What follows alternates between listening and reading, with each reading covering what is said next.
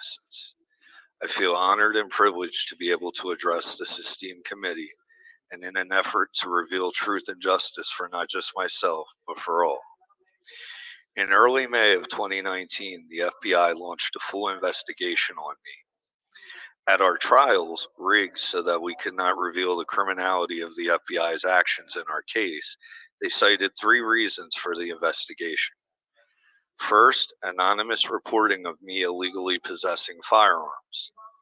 They knew that anonymous reportings are difficult to validate, and as the highest law enforcement of the land, they should have been aware of the governor's pardon that I had received in April of 2019, rendering that claim to be bogus. Secondly, they cited my exercise of First Amendment free speech on social media, which may have been distasteful, but didn't reach the threshold of criminal. And third and most important was information they received from the Dallas field office. I hadn't been in or near Texas in 2019. This was merely retaliatory for my association with Kevin Lindell Massey, a 2014 border defender from Texas who was discovered by federal law enforcement on December 23rd, 2019, with a gunshot wound to the neck, which they ruled a suicide. They monitored my every move for 8 months, and I hadn't committed any crime. This included warrants for every form of communication I took part in, use of 24-hour physical surveillance teams, and social media informants who had never met me. All to no avail. I hadn't committed any crime. But the FBI was determined to obtain a prosecution against me. Their answer was to send CHSs, or confidential human sources, at me in January of 2020. The term CHS is very misleading. It implies that they are using informants. In Black's Law Dictionary, informant is defined as one who confidentially supplies information to the police about a crime. But what happens when law enforcement knows that there is no crime? The CHS is paid and used as an agent provocateur. The definition of agent provocateur in Merriam-Webster's dictionary is a person hired to infiltrate a group and incite its members to illegal action. The court sealed the discovery information in our case in order to cover up for the FBI. If you investigate this case, I swear before the Almighty God you'll find these words to be true. I apologize and have paid for my intoxicated ramblings that were recorded, but I did not conspire to commit any crime. In 1932, Supreme Court Justice Roberts stated in his opinion, courts must be closed to the trial of a crime instigated by the government's own agents. He also stated that preservation of the purity of its own temple belongs only to the court. But what happens when the court shields its eyes from the truth and through its rulings obscures the facts? I want to offer my sincerest gratitude for your obvious pursuit of the righteous truth. If we cannot rely on the judicial and executive branches to serve and protect justice, that awesome responsibility falls on the legislative branch, and all Americans should be encouraged by your efforts to do that. As for myself, and judging by my experience in this case, I feel that you are my only hope for the legitimate finding of fact in this matter.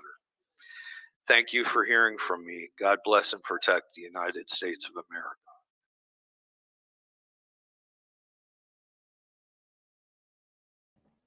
Sorry, I had a little glitch there, guys. I couldn't find the unmute button. Hey, this is Jose Galison. You're watching No Way Jose. You can find me on YouTube, all major all podcatchers, and Aussie as well. What you guys just saw was a statement from Barry Croft, one of the individuals in the whole Whitmer, Michigan governor kidnapping scheme. If you've been following my channel, you're definitely aware of that. If not, I will let you guys know this episode we're kind of going deep and past a lot of the stuff. So, I mean, you can watch if you want, but we're not going to really hold your hand through it. I would suggest going back and watching the playlist. But, do with it what you will. But anyways, my point being, that was a statement he made, to, I believe, the Weapons Committee, or I forget exactly what it's called, but that's why I have Ken on here to talk about. To be honest, I'm not really good at paying attention to current events, so that's what I have him for. He can explain all the little details. This is an interesting one for sure. I knew I had to do an update on all this when I found out what's going on, and you'll see why here in a second. But real quick, let's pay the bills. Oh yeah, my guest, Ken Silva. I think I may have just said that, may have not. I don't know. I zoned out. Either way, that's my guest today, Ken Silva. I've had him on a few times. He'll let you know who he is, what he's about. But he's definitely covers a lot of stuff I like to talk about. So he'll probably keep on coming back. But anyways, if you guys want to know how this works, normally, like right now, it's the 21st. This is a live stream for my patrons. If you want to have access to that, you need to be a patron at patreon.com/NoWayJose2020, or you'll wait like a week or so later till it drops. Sometimes I don't put stuff behind the paywall. It depends on what it is. Typically, it's just my 4 Pony Boys series. That's pretty much the only thing that does that. But yeah, if you want to support me that way, that's cool. If not, oh well. But the lowest level is $2, highest level is 20. That's my sponsor level. I have Mikhail Thorpe at the Expat Money Show. Jeremy has an Etsy store at etsy.com/shop/raising liberty. Follow him on Twitter at Jeremy Rhymes. Then Toad, my co-host of Tower Gang. Yeah, you can follow him at Tower Gang Toad, and you can go check out his podcast and my podcast, Tower Gang. We're on YouTube, Spotify, Rumble, Odyssey, all the places. Definitely go check that out. Once again, I always got to let you guys know, if you came to this channel and you saw this and you expect this there, that's not what that is. That's offensive comedy. So I'm not going to I'm not going to feel bad at all if you go in and say I'm offended. You've been warned. But I also have Zach Overacker at ZOVERACK on Twitter if you want to follow him. Last thing, TopLobsta.com. You're supposed to have to check out for 10% off. He's the one who got me that Yiki shirt you saw on Timcast. I pretty much, I have a ton of merch from his. Is my merch there. He has Tower Gang merch, bunch of stuff. Go check out his website. Go get some t-shirts from him. Support me, support Tower Gang. Just support Top. He's a great guy. And with that, let's go ahead and get Ken in here. What's up, Ken? How you doing? Hey. Hey, you want to go ahead and introduce yourself for the audience? Let them know who you are, what you're about. I know you've been on here before, but hopefully I've picked up a few people since then. Yeah, sure. My name's Ken Silva. I'm a reporter. I think last time I talked to your audience, I was just working for a local newspaper in Kentucky. Since then, I've moved on to a site called Headline USA, which covers national news, largely from a conservative libertarian perspective. I would guess if I have a specialty, it would be domestic terrorism, FBI malfeasance, and stuff like that. I was actually just thinking, this is just a completely organic question that came with on the fly. It's just weird. It seems to be that you seem to cover a lot of stuff I like. Oh, you got the Yiki shirt on. Holy shit. I didn't see it. I wore it just for you, man. I was waiting. Yeah. No, hell yeah, dude. I'm glad to see it's getting around. I've definitely got a few people mention it and a few eyes on it. So it's cool. Guess someone got mad that I making money off it, and I'm like, I mean, Top's making money off it, but okay.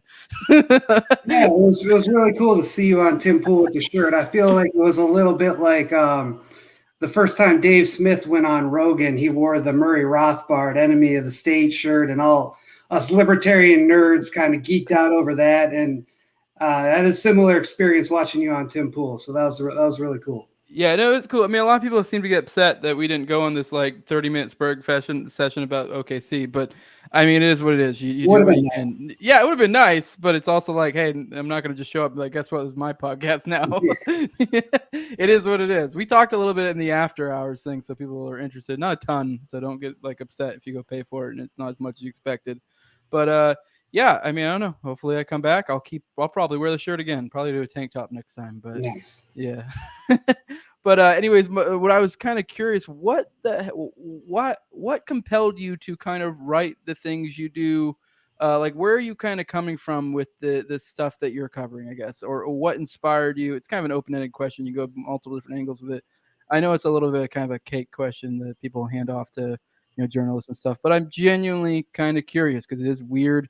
You, especially OKC, the Michigan stuff, it seems to be your head is very much a lot where mine is, and you seem to also see the interplay between different things, So I don't know, I'm just curious. Oh yeah, no problem. I've been kind of like a Ron Paul guy since 2008. Started working for local newspapers, bounced around, got a job as a crime reporter in the Caribbean, thought I'd do that for a year or two, ended up spending the majority of my 20s there, moved back to DC in 2019, and I went to kind of a seminar where Scott Horton was speaking. I'd never met him before, and I just came up and introduced myself and asked if he had any like writing opportunities for more like a libertarian angle rather than straight news. And, you know, being the really nice guy that he is, he didn't just tell me, some kid, just to, you know, screw off. He actually gave me his card, and I started writing a couple things for him in 2020. The lockdowns hit, and I guess I went down a lot of rabbit holes while I was stuck home alone. Specifically with OKC, though, I read Wendy Painting's book, Aberration in the Heartland of the Real, and that kind of really blew my mind. Even though I had already been like a Ron Paul guy for 12 years, that actually changed how I view about the government. Got super obsessed with that case. And then one day I was just searching through court records, and I decided to run some of these OKC guys' names through the system to see where they are now. And that's where I found out that there's still some current news stories about these players from OKC, such as Pete Langen, who's suing government for a sex change now. He was kind of a loose associate of McVeigh. Jesse Trenadu still has his FOIA lawsuit open against the government, and I did an update on that. Probably the best story, you know, the thing I'm most proud of. And that's my story in short. Oh, cool. When was that update on? I did not come across that, and I'd be interested in reading it. That was about a year ago. Oh, okay. So it was not a super recent update. Yeah. And hopefully we get some big updates soon. Yeah. The case is still under seal, but hopefully we'll have some big developments that might even get the attention of this so-called weaponization committee, which we're about to talk about. Yeah, I guess that's a perfect segue for us to go and get into it. What the hell is that? Because I like I said, I'm awful at keeping up with current events. I mostly am stuck in theory or old conspiracies or even new conspiracies, kind of like the Michigan stuff. So the only reason I even really kind of came across it, I saw a few little murmurs on Twitter and here and there, but nothing that really like caught my eye. The wording didn't really like catch me because it didn't make me think of like FBI corruption. I assumed it was some inane like weapons budgeting thing or something. I don't know. Like I didn't know what to think of it. And then because of my interest in the Michigan thing, it kind of brought me like, oh, wait, is this actually real shit? Like, so for me, it's like now that I know what it is, I'm like, how did I not know about this? Because my impression, I haven't looked into it deeply, is like, holy shit, like this is like way more than I expected. But I guess I'll let you let us know what it is, what's going on there. I mean, I'm not super in touch with the news, so I don't know if me not knowing about it is a good impression of the normal person. Is this a thing that's being pretty publicized, or is this just a thing most people don't know about, just like me? Even people like me that are kind of into this sphere. Yeah, first of all, I'm jealous of you because 99% of the news is garbage. But the weaponization committee was formed after the recent elections where Republicans took the House. There was this whole kerfuffle about who's going to be the Speaker of the House. Is it going to be the establishment guy, Kevin McCarthy, or some other person? And there was the good Republicans, the few ones, the Freedom Caucus members, would not elect McCarthy as House Speaker unless he actually promised to do real oversight in the next Congress. And one of the concessions extracted by the so-called good Republicans is they got McCarthy to agree to form the weaponization committee, which they're branding it as being modeled after the church committee from the 70s, which I'm sure you know, and your audience probably knows. That's the committee that exposed MK Ultra, all these assassinations, COINTELPRO, like some real stuff, and probably one of the last times Congress did actual oversight. So the Republicans are modeling this as Church Committee 2.0. They want to go after the FBI for real. Like the whole reason they call it the weaponization committee is because they say the FBI has been weaponized against its political opponents. Whether it's going to yield the results of the original Church Committee, I've got some early doubts. The CIA whistleblower John Kiriakou, who's on Scott Horton's show often, he recently said on Matt Taibbi's podcast that he's been told that the weaponization committee hired a bunch of like CIA people to work as staffers. And the idea is like the CIA hates the FBI. So we're going to get the CIA on this and they're going to, make the FBI look bad. So I don't even have to explain why that's really jokey and leads me to concern whether this committee is serious. But I've been told that they do intend to look at the Whitmer case. So it remains to be seen. They've had one hearing, and that was on the Twitter files, which is a legitimate issue. And, there was some good sound bites that came out of the hearing. But we'll see if they dig into any kind of PatCon themed topics. I'm doubtful. Yeah, I'm definitely interested. I mean, I am doubtful as well. I mean, I don't really remember the exact fallout of the church committee, but even the church committee, I believe my impression was it wasn't like anyone got, I mean, maybe there were a few people went to jail or whatever, but it was mostly just my bad. Some people lost their jobs. I mean, maybe I'm wrong. Maybe there's a few handful of examples of people who actually got jail time or something. But I mean, I remember reading a few different books and just like, oh yeah, this guy had to retire early. Yeah, I don't think it resulted.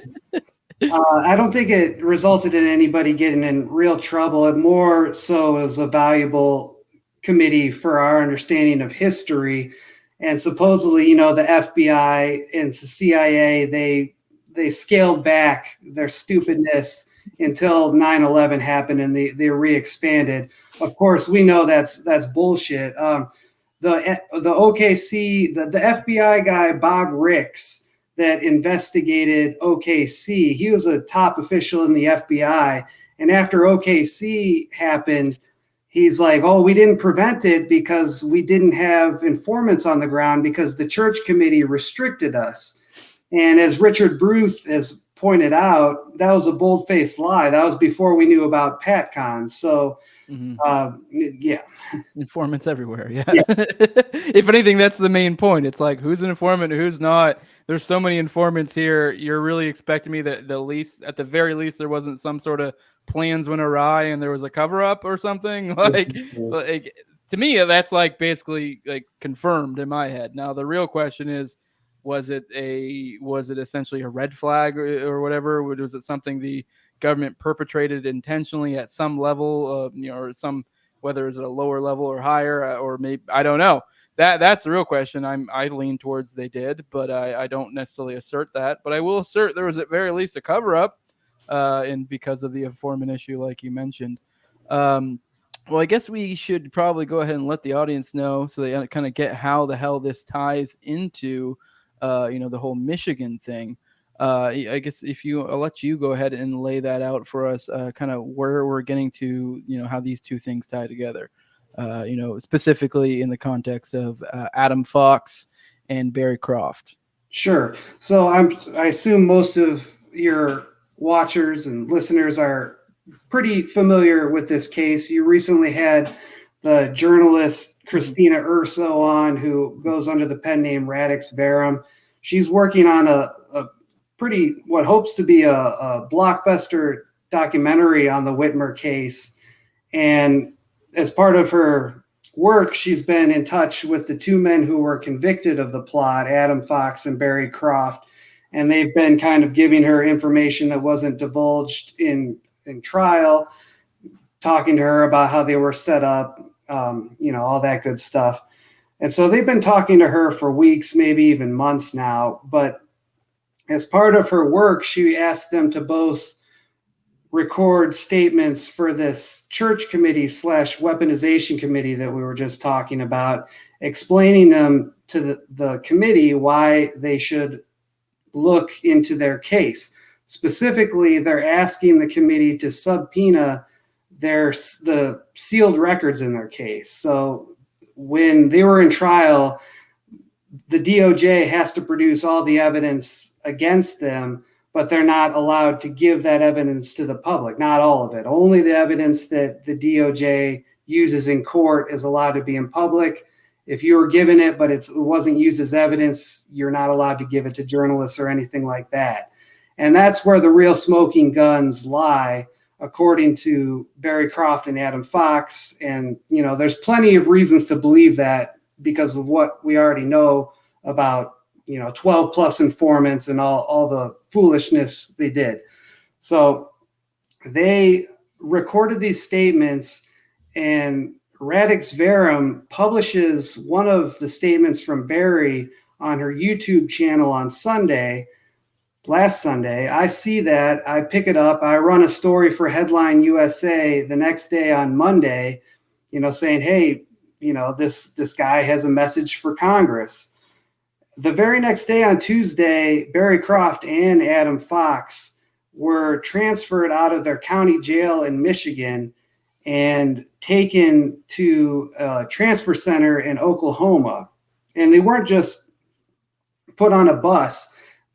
From what Adam's mother told me, they were put in like little separate cages and put in separate vans, like it's Hannibal Lecter, or like they're the craziest guys. And they were taken to Pittsburgh, flown to Oklahoma, and then Adam Fox was transferred to a facility called, the Supermax in Florence, Colorado, which was once home to the Unabomber. I think he's aged out of that. He's like in some old folks prison right now. But it's also the home of Ramsey Youssef, El Chapo, and of course, Terry Nichols, the accomplice involved in the Oklahoma City bombing. So this is a prison that's built for the worst of the worst. And if your viewers watched your show with Radix Verum, you'll know that Adam Fox is not the worst of the worst. At the very most, he was a guy spouting off his mouth. Maybe he had bad intentions and wanted to do something, but he didn't have the capacity.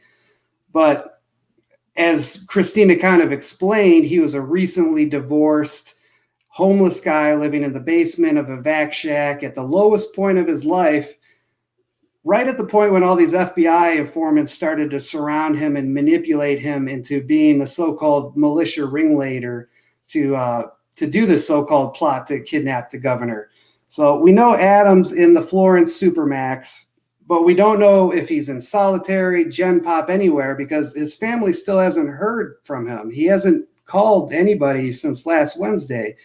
And the same for Barry Croft. He's not even in federal custody right now. He's in a private prison. So we have no idea what's going on. At least Adam Fox at Florence Supermax, if you pull up the Bureau of Prisons website, you could look up his name and see that, yes, he's in Florence. But Barry, we don't even know really where he is. His mother just texted me right before our show saying, I'm growing increasingly nervous over not yet hearing from Barry. It's been a week now. Booking and receiving is usually between 48 to 72 hours. She goes, it's a long text, but she's pretty much worried about her son's life. So that's the status. And again, this is right after they issued statements for Congress. They were talking to this journalist. I mean, I view this as direct retaliation, trying to shut these guys up. Weren't there suspicions that perhaps Barry, or maybe this was Adam, was going to be going to another unit, just like the one you mentioned Fox is going to? And possibly having, which this will be another topic we'll probably cover in a second, the CMUs, which, to be put it simply, it sounds like just more of a more advanced version of, restricting people's communication to the outside world. But we can definitely go into that, because that, I think that's an interesting thing, because I've been kind of stuck on lately. I guess not stuck on, but thought that frequently crosses my mind when you think about things like OKC or other crazy conspiracies, like how do they maintain the narrative? And like one example would be Terrence Yeeke's death. There would be the Mueller murders, where Chevy Keogh killed him and his entire family. I believe this was prior to the court trials with McVeigh. So that's going to create certain incentives for people involved. If you see a whole family, and by family I mean him, his wife, and his under 10-year-old daughter, were literally murdered, and it looks like that it was somehow associated with his time in Elohim City, and this would be another thing in how they control the narrative. But anyways, the long way to ask, where the hell was there some sort of suspicion he was going to a unit like this as well? Is that backed up anything, or just suspicion? Well, that's what we're thinking. Apparently Barry got to make a phone call last Wednesday. He told his girlfriend that the U.S. Marshals told him that he's going to a prison in Terre Haute, Indiana, which is similar, not as bad as Florence, but it's similarly restrictive in your ability to talk to the public. And yes, as you said, it's the home of what they call a communication management unit, which is designed to prevent terrorists or drug lords or, gang leaders from talking to their buddies outside and still committing crimes. And he probably is going to be sent there eventually, if hopefully he's okay.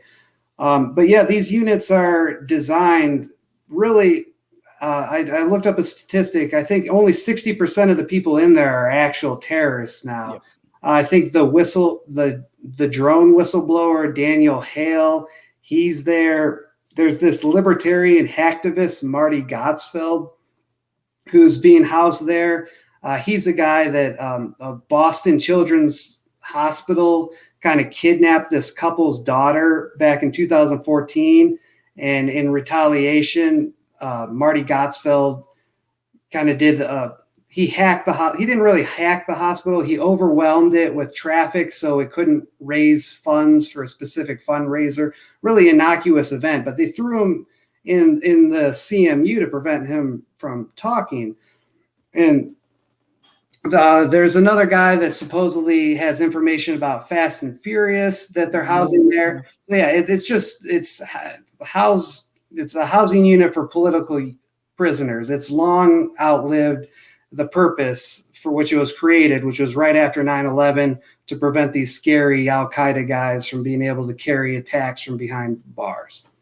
Yeah, and I want to be clear because I feel like, not that I ever really get too much flack back for these, but I feel like if there's someone really stumping for the government here, they could point out, be like, well, they're not 100% restricted or this or that, but it'll be something along the lines of one phone call a month or something. And if you're someone who is a whistleblower or someone who has something to say, like a Terry Nichols or the Michigan guys, one phone call a month, if you have people you care about in your life or lawyers or whatever, that time it's making it far less likely that you're going to use that time to pursue that goal. If you only have 5 to whatever minutes, a month to interact with someone, you're probably going to choose to interact with a loved one or your lawyers or whoever. And it just kind of creates those incentives where nothing could get done. And on top of that, they even if like you were trying to think like, well, you could write a book and send it out. No, they literally go through all your mail and all that. I guess I'll ask you, like, what kind of restrictions do they have at this? You probably could lay it better out there than I could, but it definitely does. From my reading, it's definitely would pretty much basically make it impossible to get any sort of bombshell out to the real world. Yeah, they read all your mail. I think they even redact letters that you might receive or send. And they even bind your attorneys so that if you talk to your attorney can't give the message to the public. The attorney is bound to confidentiality, or they pretty much put a gag order on the guy.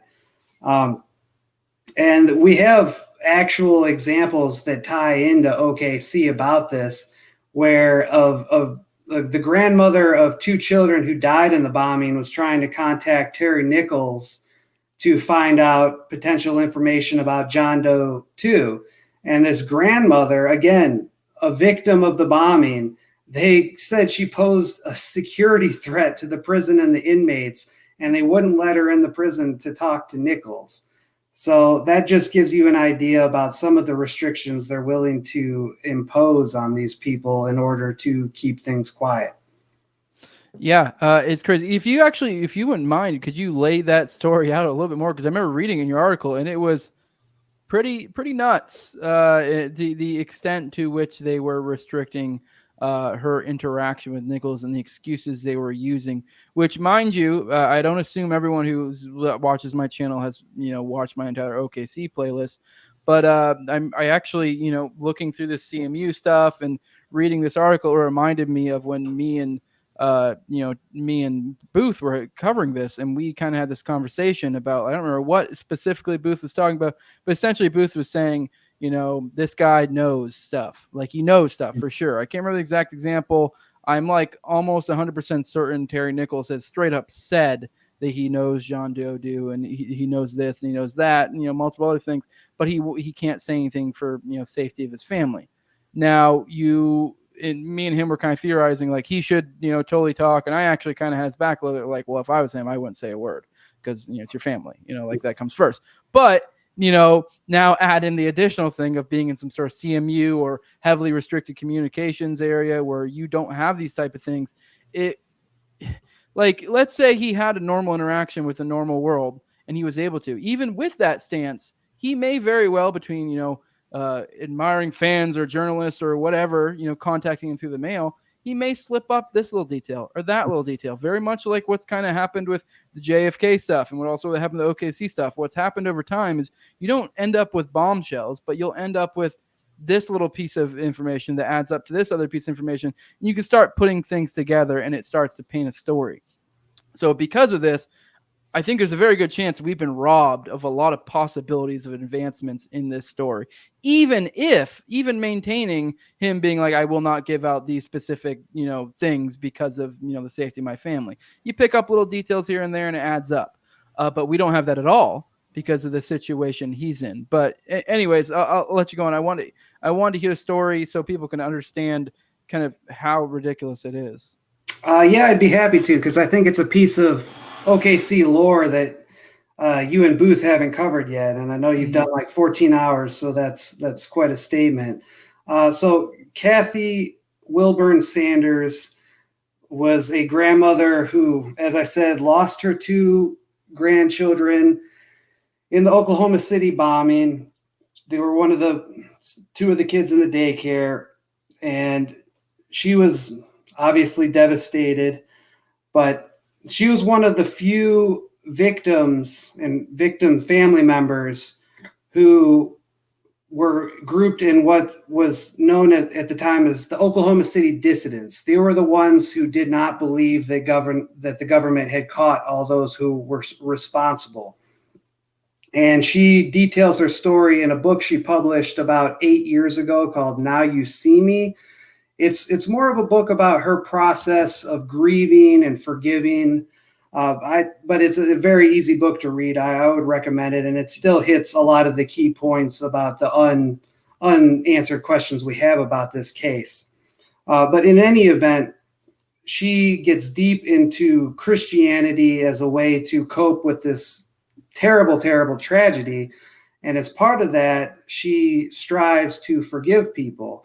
So amazingly, this mother who lost her 2 grandchildren to an act that Terry Nichols helped perpetrate strikes a friendship with Terry Nichols and starts corresponding with him. They become pen pals, and it's a very slow process. She's kind of just trying to find it within her to forgive Terry Nichols, and they talk about the weather and really innocuous things like that until it comes to a point in the early 2000s where I think Terry Nichols might be fearing for his safety or just really wants to get the story out, and he's willing to spill the beans, but the only person he trusts to tell his story to is Kathy Wilburn Sanders because of the established relationship they had. And so Kathy was going to go to Florence Supermax to interview Terry, which it's my understanding that they will facilitate interviews at time. But she sends a letter to the warden asking to conduct this interview. The warden responds, as I mentioned earlier, calling her a security risk. Terry Nichols, as people who've listened to your show with Booth know, he's not a mass murderer in the sense that like he's not just going to start stabbing people or anything. He's kind of a soft guy. Kathy's a grandmother. The whole thing's absurd, but she's still undaunted. She gets 60 Minutes involved, and eventually they set up a potential interview where Terry Nichols would call Kathy and it would be recorded for 60 minutes. And I guess initially the government was going to facilitate this, but there were delays. And then on the day it was supposed to happen, Terry picked up the phone to make the call, and I guess some prison guard told him, like, nope, not today, buddy. You can't call Kathy. And then Kathy gets removed from the list of people that he's allowed to talk to.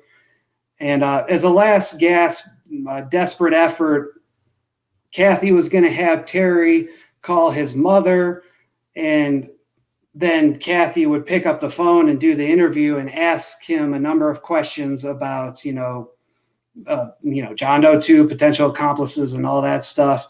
But I guess Kathy, is the devout Christian she is, she knows that if she does this, Terry will never be able to speak to his mother again. So she kind of felt that it was the proper thing to let it rest.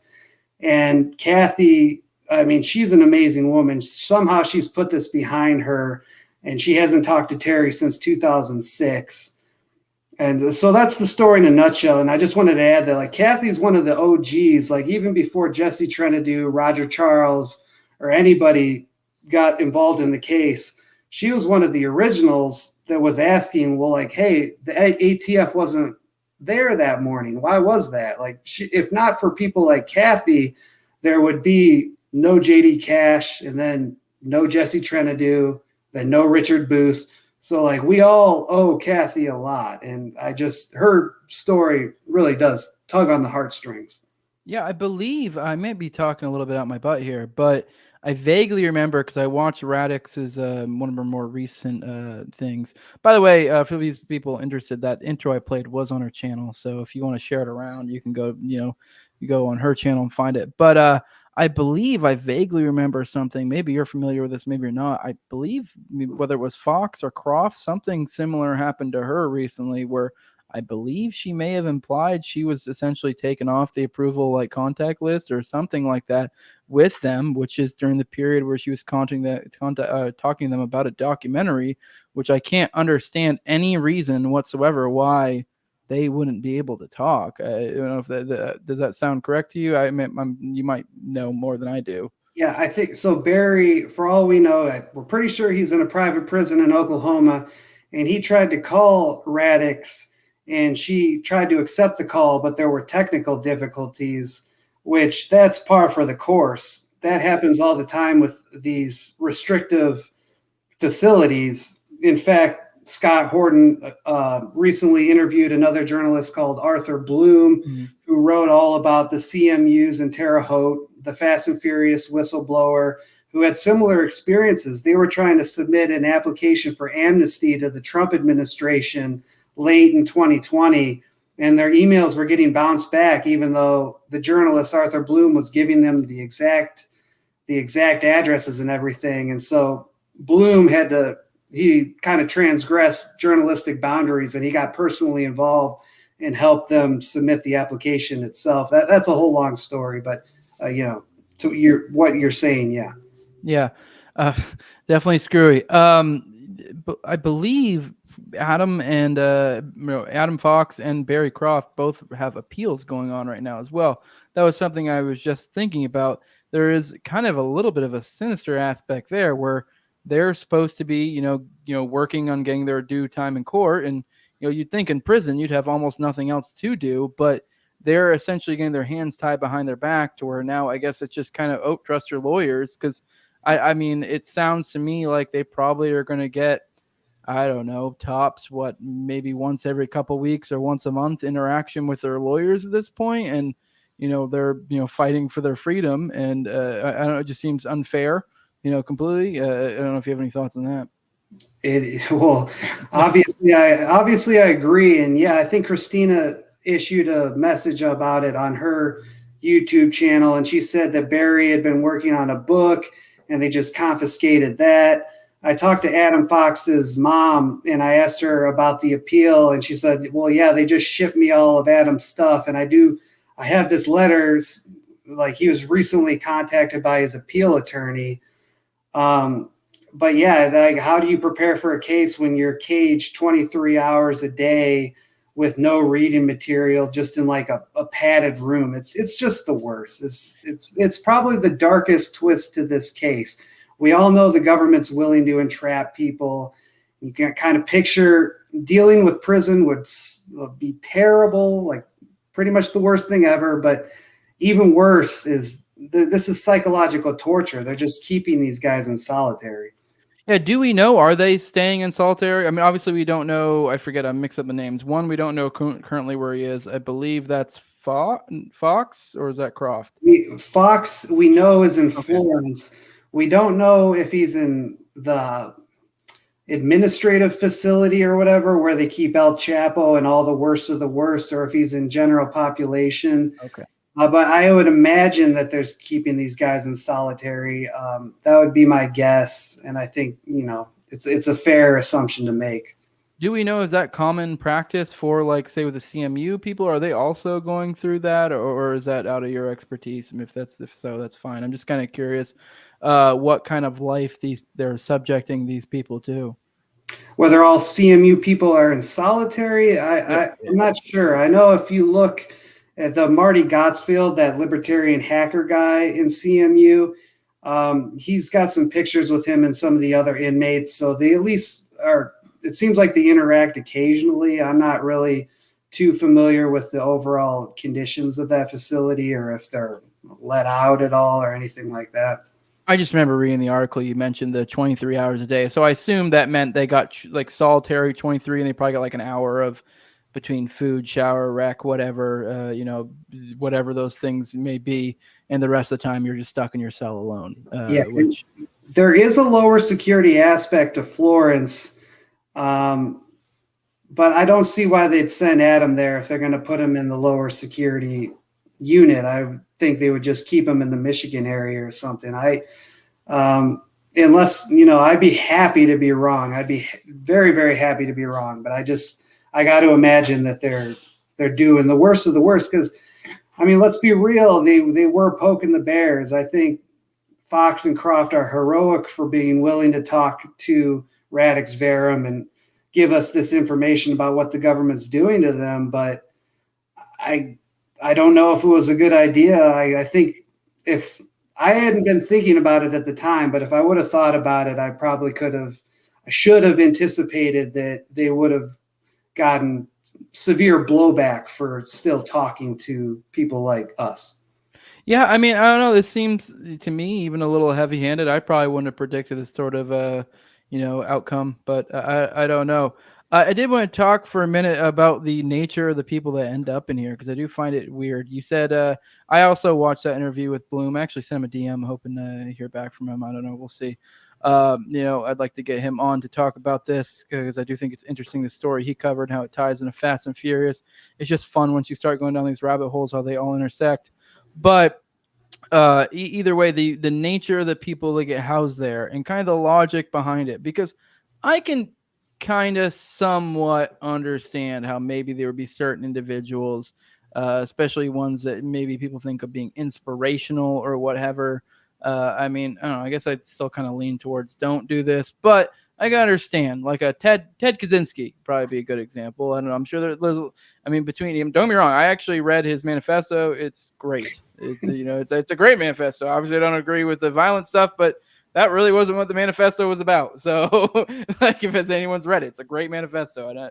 But that does kind of create this inspirational aspect for people, and then I don't know, maybe some people get the wrong message of like, well, we got to blow shit up or whatever. I don't know. I don't even understand how he got from the manifesto to blowing shit up. That doesn't make sense to me. If you read the manifesto, whatever, I don't know. But either way, the point being is kind of like the nature or the reasoning behind it. Like, you can almost understand it, but you get to a point. Terry Nichols is a good example. Yes, he was involved in the Michigan or in the OKC bombing, but it's like, what kind of hazard is he? He's not a violent guy. He's not an inspirational figure in it either, which they may want to probably, I'm sure they would probably try to portray him like it to be able to justify sending him off. But if anything, had McVeigh not died, that would make more sense, because McVeigh would be the more inspirational character for people who identify with that, and, the rare people that do. Maybe like a Ramsey Youssef, I could kind of understand. But yeah, I find it, you do end up where it just becomes this political thing. And, this is a great example. These guys getting sent to units like this, they're not violent. Even if you look at the court case of what they kind of got accused or got hit with. I don't know. I don't see there being any reasoning whatsoever. I guess I'm just kind of ranting here because it just seems weird. I don't know if you have any thoughts on it. It's just, I don't know. Well, I'm glad you mentioned McVeigh because it should be pointed out that McVeigh was for a short stint. He was housed at the Florence Supermax, the same place as Nichols and now Adam Fox, and journalists were granted access to him, including like TV interviews and things like that. So if it's safe to interview McVeigh, why would it not be safe to interview Nichols, who's the lesser of two evils? I mean, it's definitely dumb. And the idea, so I guess beyond the justification of like, hey, we need to prevent these guys from talking to their buddies on the outside, Florence Supermax is known for housing like pathologically violent criminals, where if you kill somebody in a prison in Timbuktu, they'll send you to Florence. But that also, we know that whole reason is BS because people get stabbed in Florence on almost a weekly basis. It's like one of the worst jails in the country in terms of violence. So yeah, I don't have a better response for that. I can't even try to steelman government's argument for why these facilities are necessary because every reason that they try to put forward is just there's tons of holes in it. Yeah, it's like I can come up with a few examples, but it's like I don't know. That's like what, one guy a prison? I don't know. But like the amount of people this would apply to is insanely low. And I also did want to point out, me and you both know why McVeigh. They led it with McVeigh, but not Nichols. But different characters. One seemed to think he was going to make it through for some weird reason. I don't know if you remember that little bit. Which, for those who don't understand, I don't remember who he said this to. I believe it was one or two sources. He implied he was gonna, somehow they're gonna get him out of there and he wasn't gonna die or whatever, because he supposedly even then was telling people, to the official people, he was saying the official story, but to people behind closed doors, he was saying, "Yeah, guys, I'm a government agent, and they're gonna get me out." So I don't know. Take that what you will. I'm not saying he asserting he was, but there are things he definitely seemed to at least tell people he was. So yeah. And I would say at the very least, these decisions should be made by a judge who has to issue an order or a judgment that lays out the reasons. There should be more transparency behind this because I get the sense that this was probably somebody high up in the DOJ who saw that they were talking to a documentary, Christina, about the documentary and probably just signed a piece of paper and the next day they were transferred like that. So I think obviously we know government isn't going to operate fairly or efficiently, but in some kind of utopia, it should be a much more open and transparent process where they say, hey, this guy has stabbed 5 people. He needs to be put in this special housing facility because, he's unfit to even be in a normal prison. Yeah. Well, all right. It's been fun having you here, Ken. What you got? Any other big stories you're working on lately, or anything recently that you wanted to let us know about? I don't really keep up with articles, but I try to whenever I check over on your page and see what you have recently when I can. But you got anything you worked on recently, or something coming up you want to tell us about? Yeah, I might have some interesting stuff about this train derailment in Ohio. I'm talking to a scientist who was recently appointed to a task force. And this guy actually seems like a pretty good guy who will give some good information about it. Still following OKC, Whitmer, January 6th, and all that good stuff. But yeah, JD_cashless on Twitter. Hell yeah. Fingers crossed for Trinity, so we get something soon. But yeah, mostly because I'm honestly just been waiting for the Kenneth Trinity episode for him. So I mean, also I want the leaks, but I'm also kind of like, all right, I've been waiting for an episode for a while. I don't know. We'll see. I'm really looking forward to see what happens there. I don't know. Maybe we'll wait another 5 years because we know how the court system works. Who knows? But he's weirdly been successful in the past, and so. But I appreciate having you here. I don't know if you have any other plugs. I think you kind of dropped them all. If not, stop me and let me know. Otherwise, yeah, this is No Way Jose Show. If you want to follow me on Twitter at TowerGangJose, you can It's on YouTube, all major all packages, Aussie as well. Make sure to like, share, subscribe, all that good stuff. If you want to support me monetarily, patreon.com/SnowayJose2020. Appreciate you coming on as always, Ken. I'm sure you'll be on again in the future. Yep. Thank you. Thank you. We are out. Boop. All righty.